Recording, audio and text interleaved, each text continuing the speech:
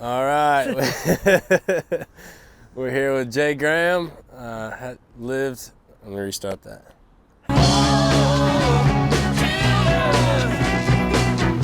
All righty, we're here with Jay Graham. He's lived one heck of a life, quite a testimony. We're sitting here at the skate park, gonna talk about it. How's it going? It's good. Things are good. Things are real good. Yeah, this is your first time being interviewed, Yeah, right? this is the first time. Yeah, it's gonna be interesting to recall, things that have happened in the past. Yeah. Yeah. Well, we'll start from the beginning. What was your childhood like? Childhood was great. My family life was really good.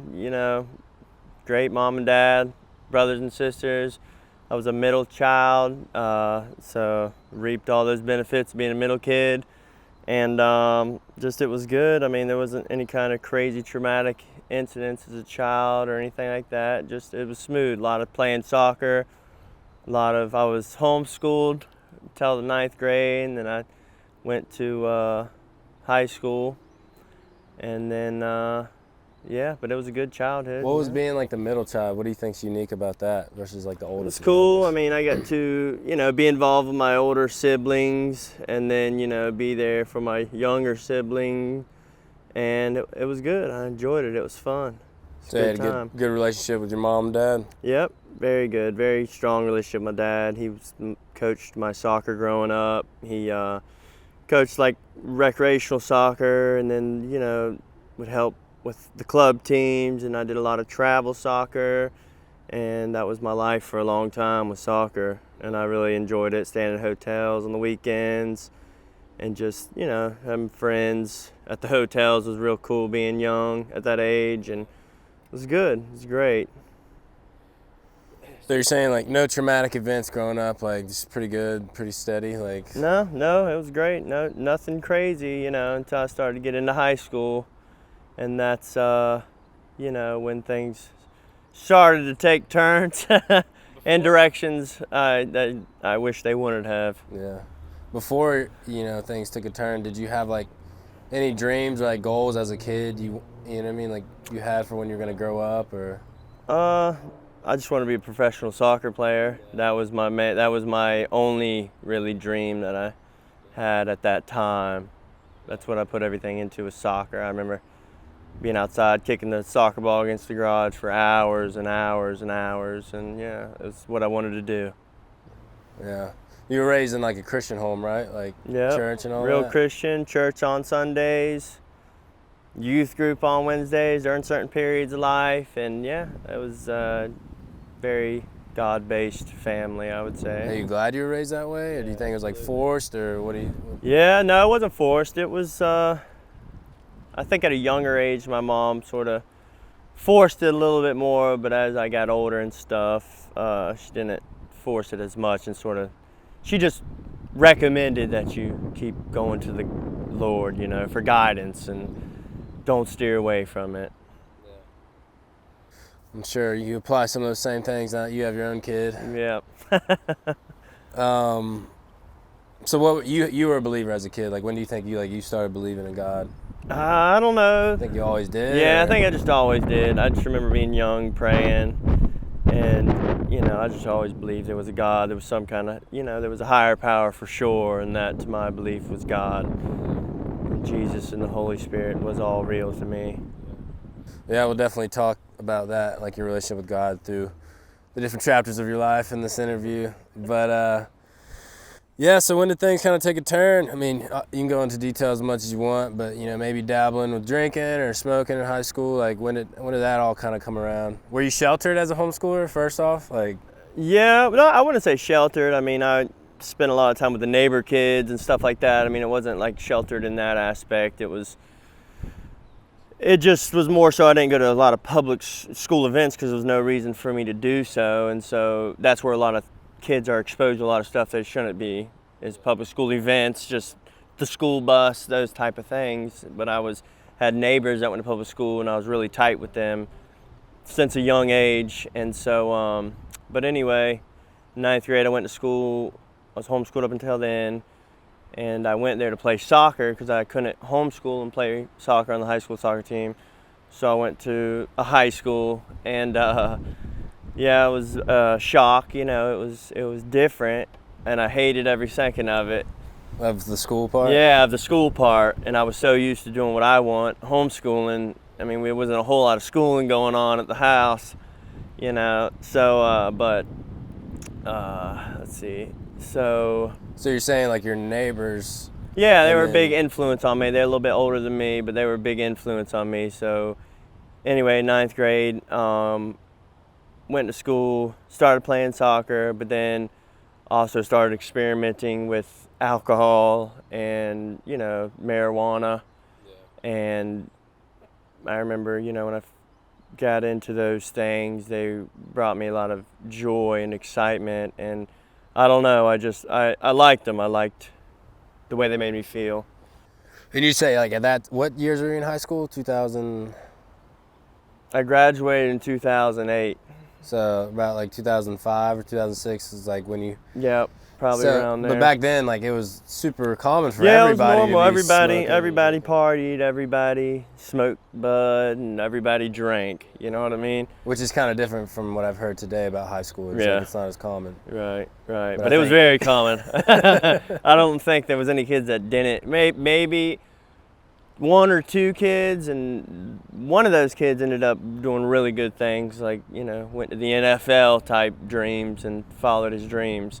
But everybody else, that's what they did. That's what we did on the weekends, and that's what was going on.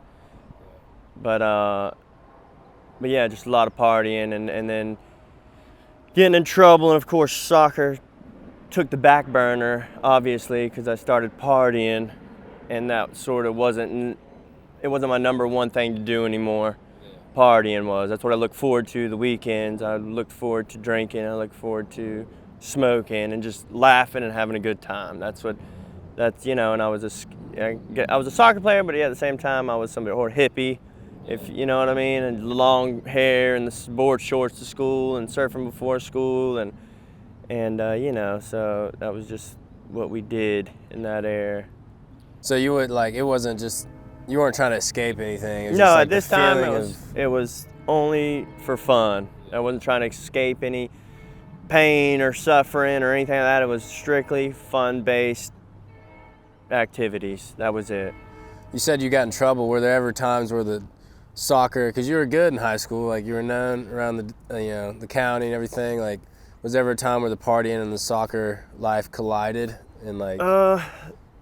You couldn't go to a game, or like something happened. Like, I mean, yeah, there was. I started slacking off in soccer. I would, you know, indulge before games and go out there and not play good, but I wouldn't care, you know. And then eventually, I ended up getting kicked out of school for smelling like, you know, bud walking in there, and then they ended up searching me, and then I had prescription medicine on me.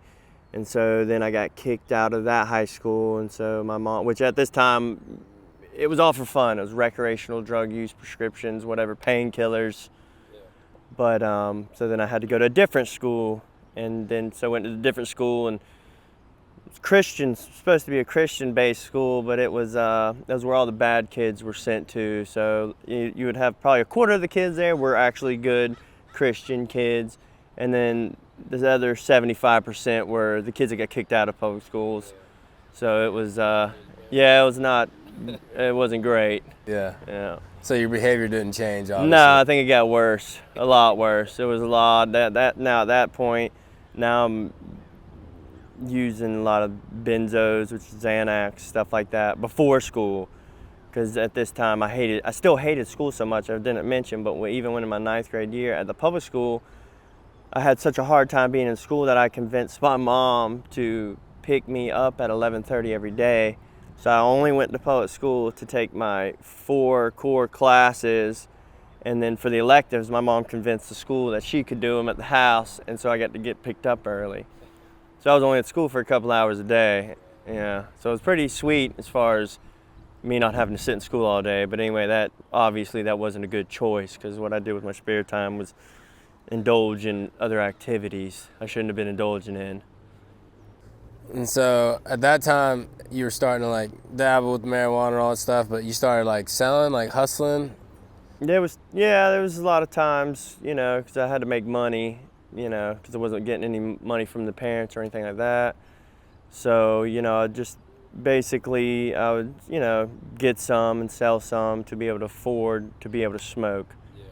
Just be able to smoke for free basically. Wasn't making a whole lot of money doing anything like that. It was basically just, hey, I know where to get it. Give me the money, I'll hook you up. Not knowing what that would lead to later on, that lifestyle, and that in itself, that in itself is excitement. You get your endorphins up, your adrenaline pumping. It's an addiction in itself, the whole lifestyle of drug using, I would say. Yeah, so I mean, only go into detail you want to, but you said you did move on to heavier things. Why do you think that progressed in that way? So, like I said, in high school, at this point I'm jumping around different schools and stuff, and now at this point I'm using opiates, painkillers, and then Xanax, marijuana, alcohol, and pretty much every weekend. But then during the week I'd also use these substances on a pretty regular basis. But I wasn't chemically dependent on everything. I didn't wake up thinking, oh, I need to get something to make me feel better. It was more so, 2-3 days out the week, oh, I'm gonna get through math class, I'm gonna take this painkiller and it's gonna make me feel good through math class. I'm gonna feel good through this school that I hate so much. And so that obviously ended up experimenting with pretty much everything that was out there. And at this time, we were, I would say, at the beginning of an opiate epidemic. And so at my school in my hometown, Oxycontin just became basically huge. It was everywhere. You could find that easier than you could find weed for a little bit. And so I would say I really didn't dive in too deep until I was out of high school. And then I went to college for a little bit, still playing soccer, playing college soccer, but still partying too much. And then just doing a lot of the other stuff. Cocaine goes with the drinking, goes with the partying on the weekends, with the college, and that sort of was just, never, still at that point I didn't think I had an addiction problem. This was just recreational, it's for fun. I'm in control of it for sure. And then then I went to college for a little bit, played soccer, got injured. And then basically I would say from that injury is when everything went to hell real quick. Moved back to my hometown. This is during the Oxycontin epidemic. So then I get a job waiting tables, a very touristy place, and very fun, lights, music, very fun environment to work at. And I was, I don't know, 18, 19 years old probably at this time, maybe even 20. Time, I don't know.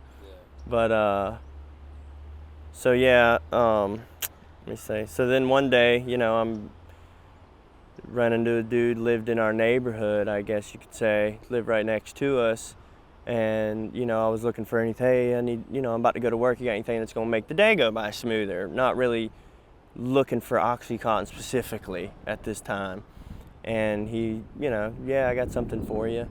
And at this time, he was selling Oxy 80s, which were like the highest milligram which you could find at this time. So I remember he just shaved off a very small amount. I mean, nothing. And this time I thought I had a high tolerance.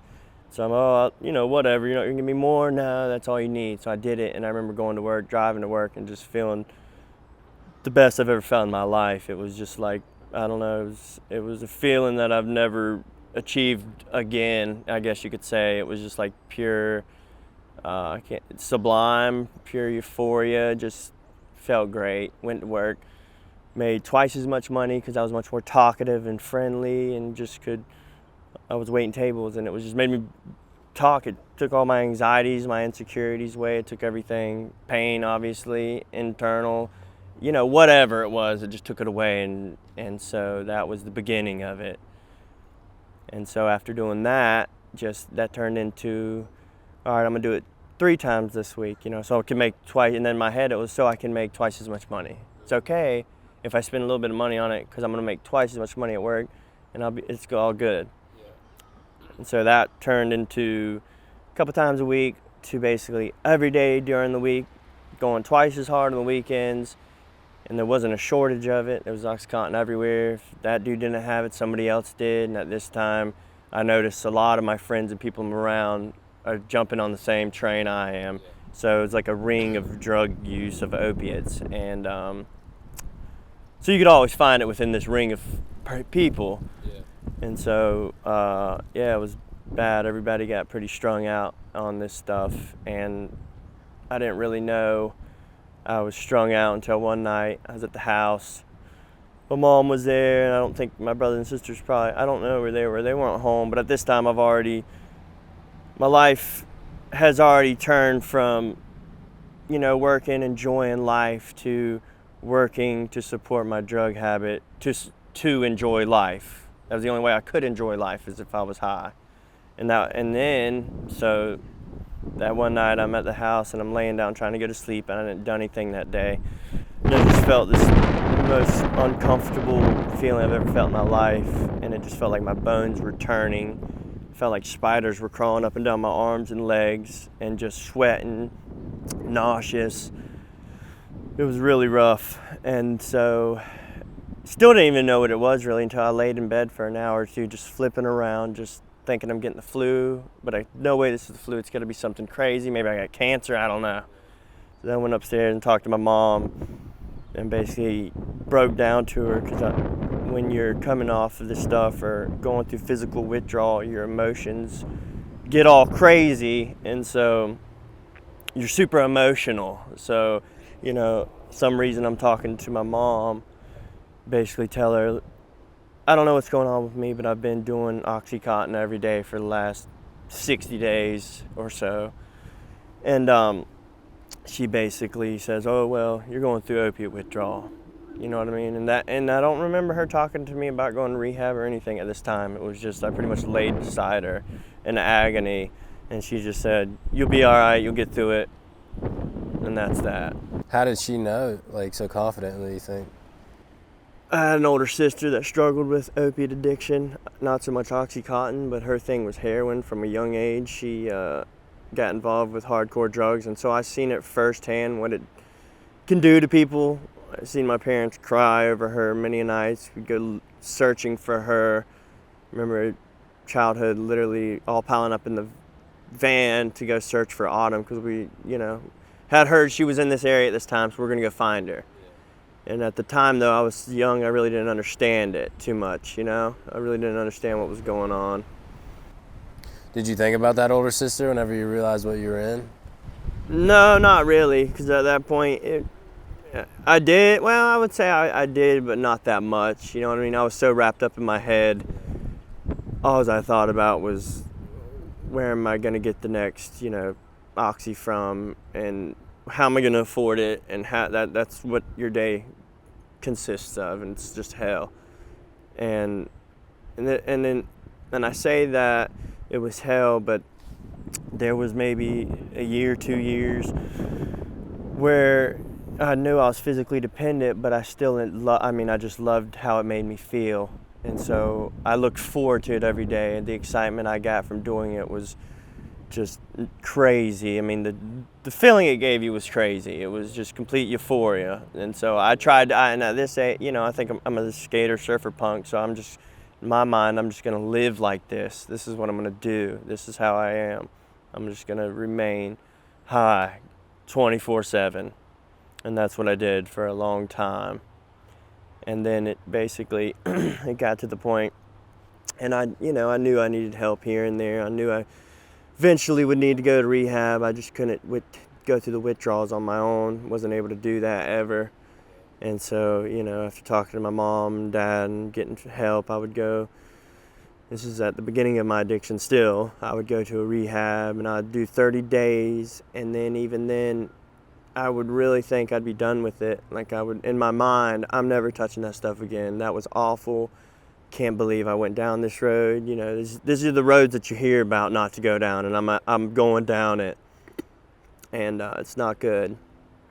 But anyway, I leave these rehabs with confidence. I'm not going to use again. I'm not going to do it. I'm done. I'm ready to get my life back on course. Go back to school, do whatever. I'm good now. I got this behind me. I finally feel good. I finally wake up in the morning with my bones not crawling and feeling bad. I'm ready to do this. And I'd come home from rehab, and within just a couple days, every time I'd full-blown relapse every time. And like I said, I thought I could do it on my own. You know what I mean? Once I kicked the physical withdrawal, I thought I had a strong enough will I could stay away from it, but clearly that wasn't the case. I'd get out of rehab 3 days later, jump right back on the bandwagon. And in my mind, it was always, I'm gonna do it one more time, and I'll be good. It wasn't, let me go get back on this tangent again and destroy everything. You know what I mean? This crazy show, let me just do it one more time, that's it. And I'd go do it one more time, and the next morning I'd wake up, damn, that felt good, let me do it today. Next day, damn, that felt good, I'm gonna do it again. And then I'm right back on the trail. And so then, trying to remember the events that came in a row, it's hard. Well, and this is still your early 20s when you started your rehab tours? Yeah, yep. Yeah. Yep, early 20s. Do you think after like so many failed attempts it made it harder? Like, was there more embarrassment? It was, it definitely. After each one, or? Yeah, it definitely was embarrassing. It was definitely hard to, come back to my mom and dad and basically explain to them that I've messed up again. I need to go to rehab. But at this time, I'm living out on my own, living at different places and stuff on early addiction. So I was able to still pay my rent and stuff. So they didn't have to see it. They didn't see it every day. So it would only be, whenever I'd start doing bad again or whatever. How do you think they did, now looking back on it, as parents with a child who is dealing with addiction issues? Like, do you think they had too much tough love? Do you think they should have been tougher? Do you think, like, I think I was the master manipulator at this time, because most addicts are. And so I would just manipulate them to think I'm doing good, I'm doing great. My dad would help me with the car. He would let me come work at his business that he owned, so I'd make money there. And so they didn't really know what was going on too much. They knew that I struggled with, opiates at this time, but I was able to manipulate them so well that I would act like everything was good and fine. And this happened for a long time, just going through this thing of, I'm doing okay, I'm doing good, no I'm not, I need to go back to rehab. Go to rehab, and just, it's a cycle, and just do it over and over and over. And then eventually, obviously, the government's cracking down on Oxycontin, and so you're not starting to see it as much. And then what you're starting to see is just this crazy amount of heroin that was moving around. And so, and of course, I used to think in rehabs all the time, when other people would go in a circle and you say, what your thing was, people would say, oh, I'm addicted to heroin, I'm addicted to crack, and I would always think that I was better than them because I was on pain pills. I wasn't quite an addict like you're an addict, you know what I mean? I'm just addicted to pain pills, had this thing about classier, exactly. But truly, I was not any different than any of them in there. So eventually I moved on to heroin, and then also moved on to instead of snorting it, I started intravenously using it. And then that's when things really got bad really fast, once I started that.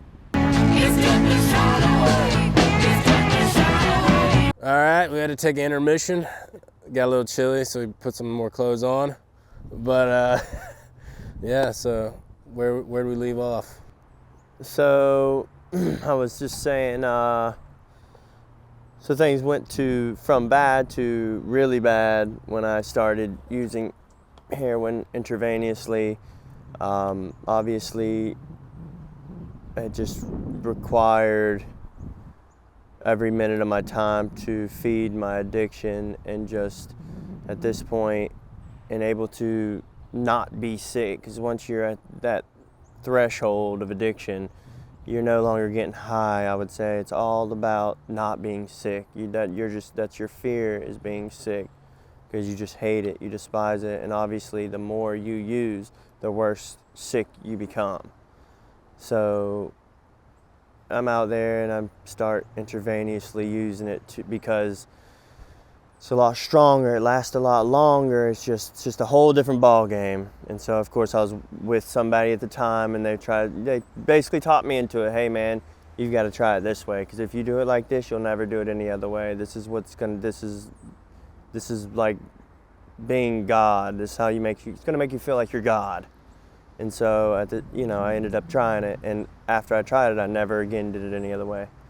And so at this point, having to make money, I was hustling, selling a lot of it.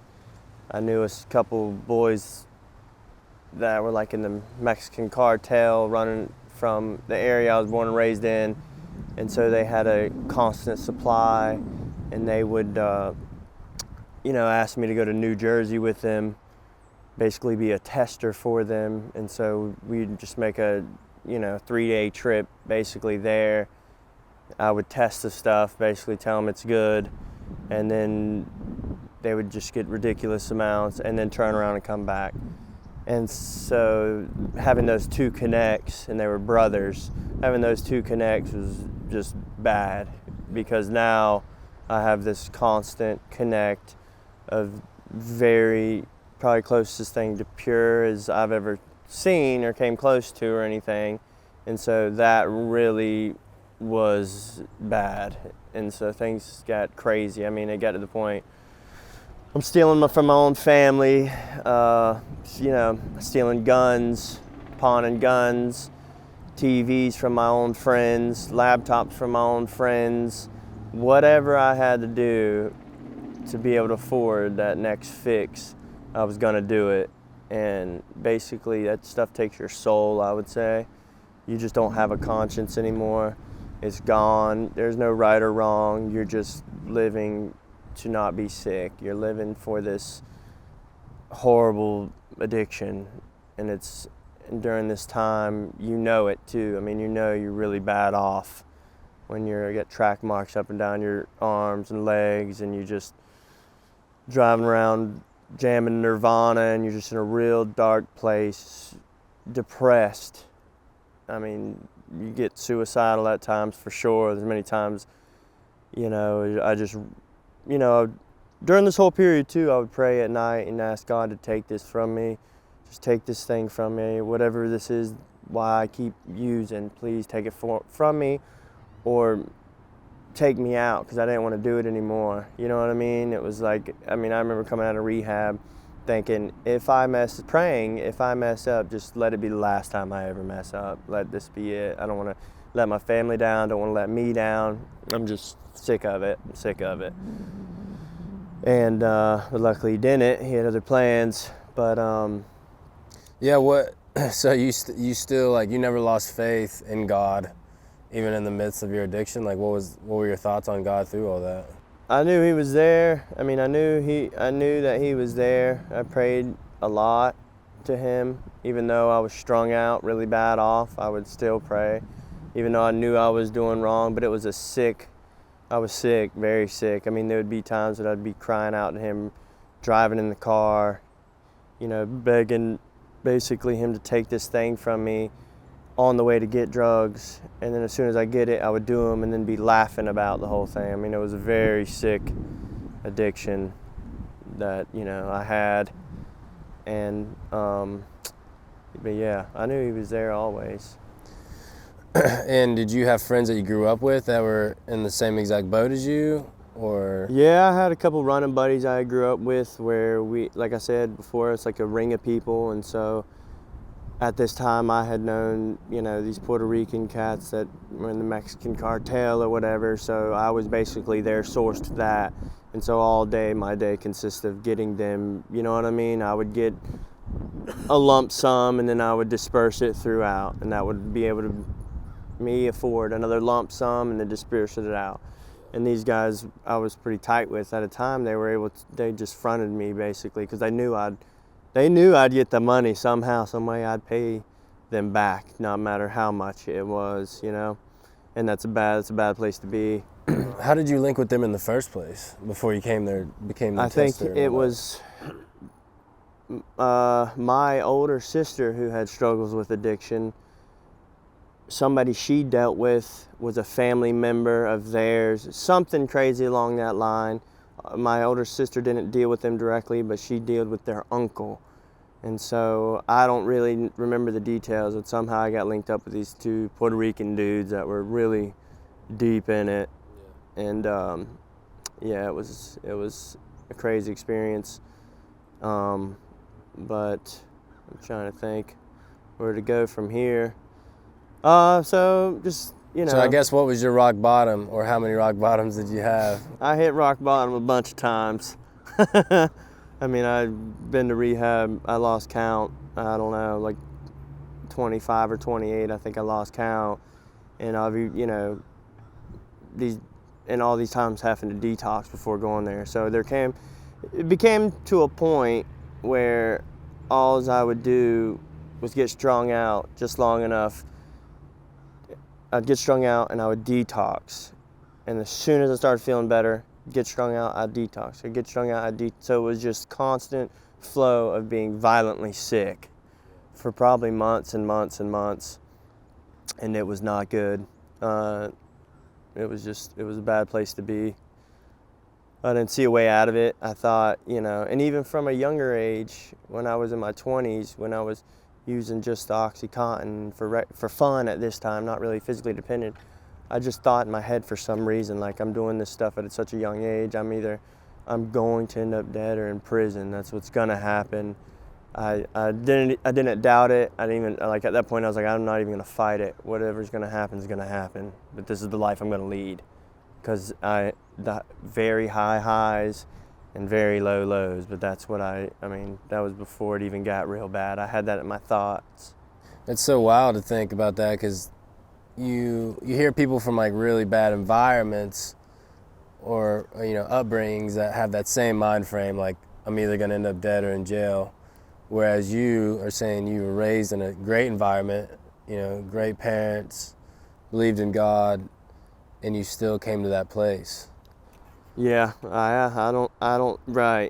I think I got there really quickly. I don't know how it happened, to be honest with you, and I ended up being in those places. That was where I'd hang out, though, in the hoods and the ghettos, and that was where I would be in and out every day, all day.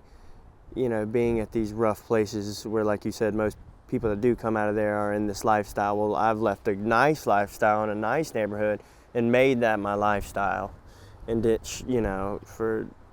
didn't think my actions would get me there, being young and just using for recreational fun. But looking back, I should have known in high school when I'm experimenting with harder drugs. But I should have known when I was always the one that wanted to get more. I was always the one that stayed up the latest. I want to get more and more and more. I could not have enough, no matter what it was. I was always the one, other people, all right, party's over, time to go to bed. And oh no, I got another $100, let's go get some more. And that sort of was a huge red flag, but I didn't know what it meant. You know what I mean? It was just like, I'm definitely different from these other people. Yeah. I don't know, but later to find out I'm just an addictive personality, I guess. I'm sure in the beginning, some people might have liked that, though, like life of the party type situation. Right, oh yeah. A lot of people loved it. Had a lot of parties at my house. Had a lot of fun. But if I would have known what that led to, I would have never done any of that. When the party ended. Right, the party ended, and yeah. When do you think you realized the party ended? When I was laying on, the floor in a detox, butt naked, just crying out in pain, and just having old ladies run in there and check on me, make sure I was alive. And that's when I really knew things were bad. Like, I don't know how I'm gonna get out of this. And again, these times I leave go to detox, go to rehab, I would leave these places really thinking, I got it. I'm not going to mess up. I'm going to do everything they tell me to do. I'm going to go to 60 days and 60 meetings in 60 days. I'm going to get a sponsor. I'm going to go to a meeting. I'm going to do everything they asked me to do, read the NA book, AA book. And I would do it, but I would do it. It didn't keep me sober. 3 days later, I'd be right back on the train every time. And it got discouraging eventually after doing that so many times. It was almost like, I don't know, you know what I mean? I don't know. I didn't know what was going to happen. I didn't see a way out of it. Not to mention, during the end of this process, later on, when I'm real deep in it, there's many instances I was ODing, and many times I'd wake up in a hospital being revived and have no recollection of why I got there, and then basically tell me, we just saved your life. And then I would come to and I would be mainly pissed because I'm not high anymore. When they give you Narcan, it brings you out of that. And so as soon as I'd walk out the door and leave, I'd go do it again. And there's many times I'd come to and I wouldn't know how I got there. I don't know who I was with. I don't know where I was. You know what I mean? It was just like, it was bad. And one certain situation, I met a guy at a party. I had been clean for a little bit, maybe a week. This is one of the longer times I'd been clean out of rehab, maybe a week at the most. Met this guy at a party, and I'm drinking. I was drinking at a party, and even though I shouldn't have been because I was just out of rehab, but he said something, and I was the only one that caught it. Something about getting something, whatever. So I ended up leaving with him to go get something, and next thing you know, ambulance is picking me up. I guess hit me with Narcan. I wake up and they're basically like, that old lady saved your life out front of that neighborhood that's deep in the hood. The dude you were riding with pulled you out on the sidewalk and was leaving you, and she saw it, and luckily she called the ambulance and just saved your life. And that was really scary when I had heard that, and my face all busted up, all scarred up and everything, I guess from him dragging me out. So he just dragged you out of the car? And Yeah, he just dragged me out of the car because he didn't want it to ruin his party, I guess, you know what I mean? But that was just one instance. There was plenty of instances that were similar to that one. But I just didn't have any, I just didn't care about living anymore at that point.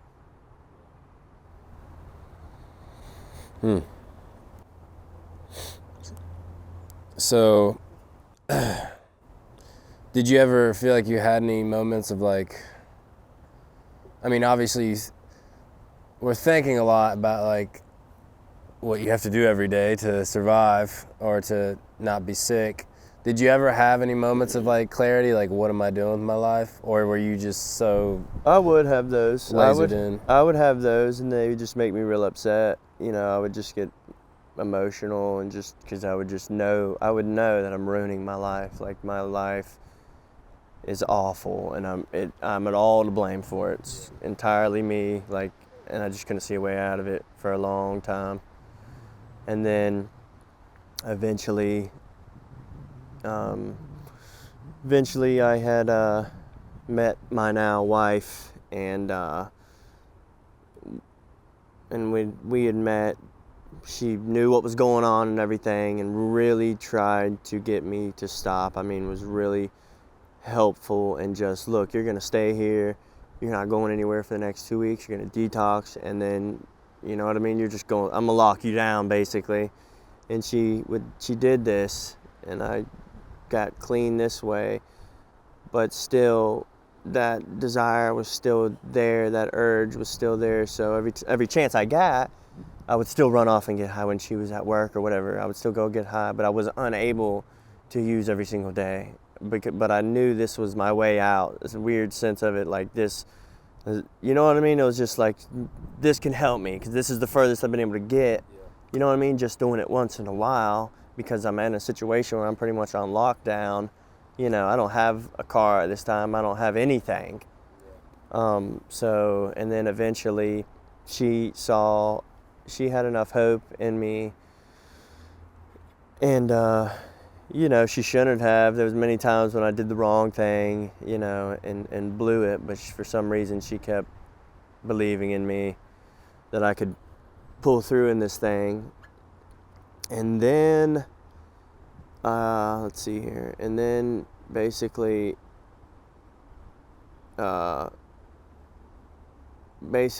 we get married, which probably on her end was not a good idea, you know what I mean? Because here's this dude, rough off, you know, don't got much to bring to the table. She just saw who I really was inside, I guess, and shortly after had a kid, and that I would say was the biggest change for me. Once I had a child, my life no longer was about me living, it was about my child.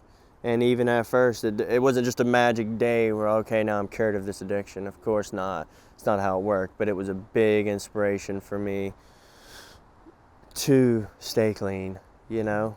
And so, but I did struggle at first. I definitely struggled, went back to rehab a couple times, and then, but just had this love for him that was so strong.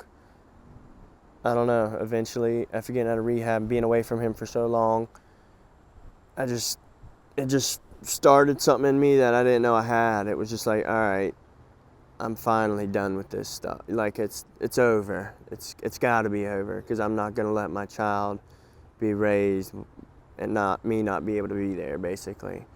And so during this time, I got was able to get a really good job. I'm not going to say where, but it was a very good job, but it demanded a lot of my time, pretty much all of my time.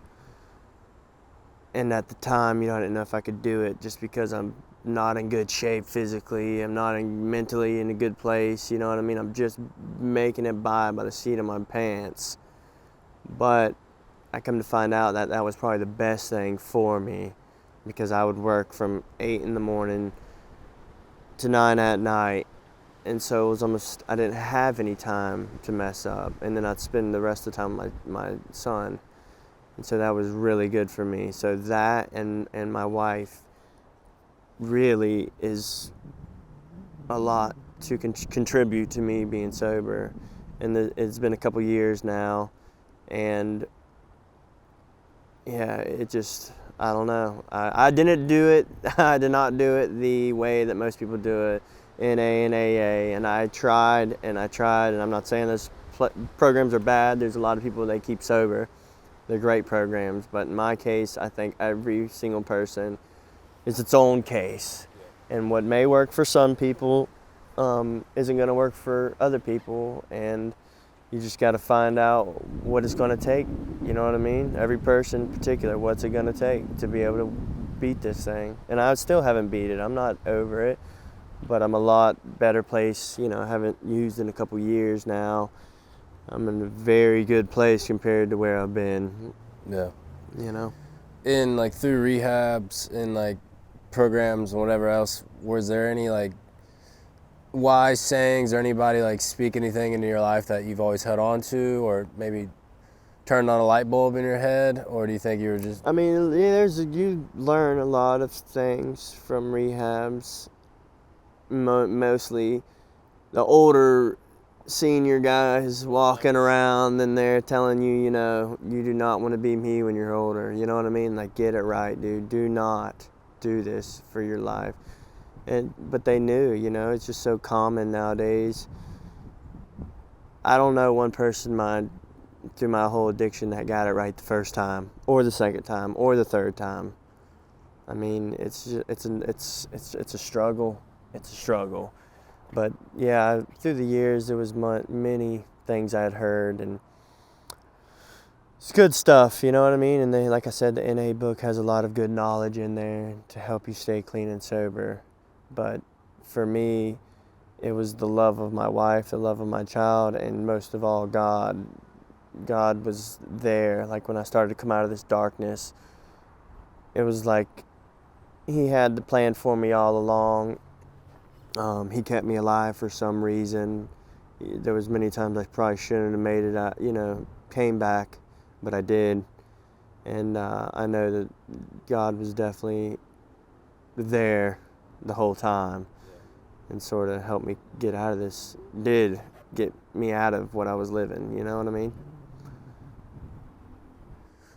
For anybody like dabbling, like what advice would you have for, I guess just anybody in general, but also specifically for people dabbling in drugs or maybe in strong addiction? Well, nowadays I don't think dabbling in drugs is very dangerous nowadays with the fentanyl epidemic, and I know a couple people, through family members and close friends that have died due to fentanyl, and they weren't even addicts. These were just people that were recreationally used on the weekends, and now they're dead because of fentanyl. And so dabbling is not, you can't do it anymore like you could even just 20 years ago. You just can't do it. You will die. You will die. And for the people that are out there struggling, you just have to keep trying. It's all you just got to keep trying. If you're not getting it right, try again. Try again. It's all you can do. I mean, you'll eventually get out if you keep trying. What do you think the best thing for family members of addicts, what do you think the best thing is for them to do or to treat their loved one who's addicted? It's very hard because addicts are master manipulators, and so they can pretty much convince anybody of whatever they want. But for the family, about the best thing you can do, and I think as far as everyone I think knows this, but as a family member, about the best thing you can do is cut them out. Do not enable them. Do not give them a ride anywhere. Do not give them money. Do not give them shelter, because I do think that you have to hit rock bottom before you get out of it.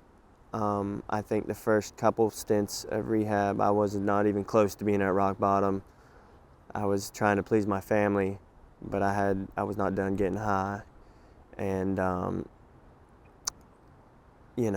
but yeah, you just have to, and it's hard, obviously, it's your family. It's the last thing you want to do is tell somebody they can't sleep at your house, and they don't know where to sleep. But, best thing you can do is try to provide them services to get help. Go to detox, go to rehab, you know. So giving them money probably isn't. No, that's not going to work. No, that's not going to work. Giving them money is the worst thing you can do. Getting them help, rehab, detox, But yeah. And I guess a deeper one, which is the $1 million question: why do you think people get addicted? The chemical addiction aside, why do you think, a lot of people say there has to be a traumatic, something traumatic in their life to make them go down this road. But you're saying that's not true because that wasn't for you. Right. I think in a lot of cases there are traumatic things that happen to people, and then they use, and that sort of kills their pain. It takes their mind away from it. Opiates are a pain reliever, for your physical and your mental and everything. And so it's not even just opiates, it's all drugs. All drugs do is just numb you, in my opinion. They just numb you to reality. Now you're not living in reality more, you know what I mean? And so, what was the question? Like why do people get addicted to things? And, some people think there has to be something traumatic in their past. Right, yeah. I mean, I didn't find the case with me. That wasn't the case. I think a lot of people they recreationally, try these experiences, and they like them, and they continue to do them.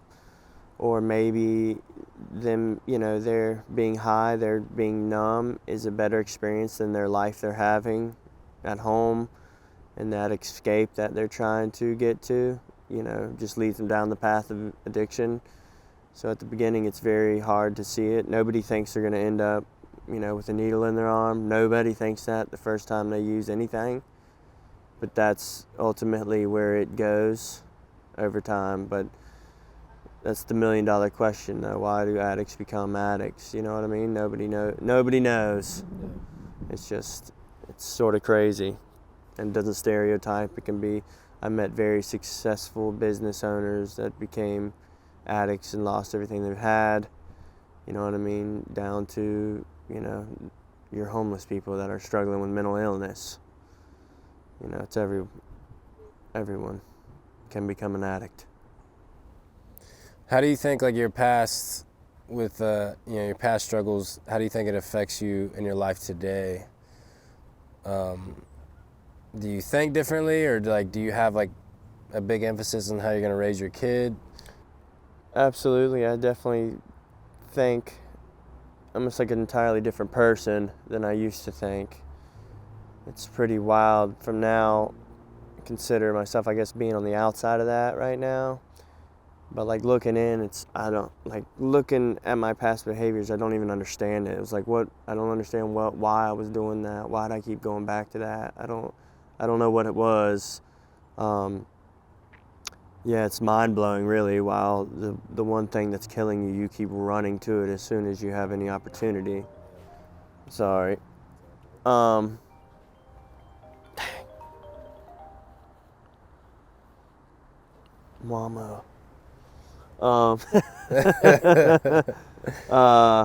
Shoot, what was I saying? Hold on. It's looking back, it's like crazy. Oh yeah, it's crazy. It's unbelievable that my decisions that I was making were just, I don't understand why I was making them. I was under a chemical imbalance, I would say. My mind was not functioning like it should, even anywhere close to it.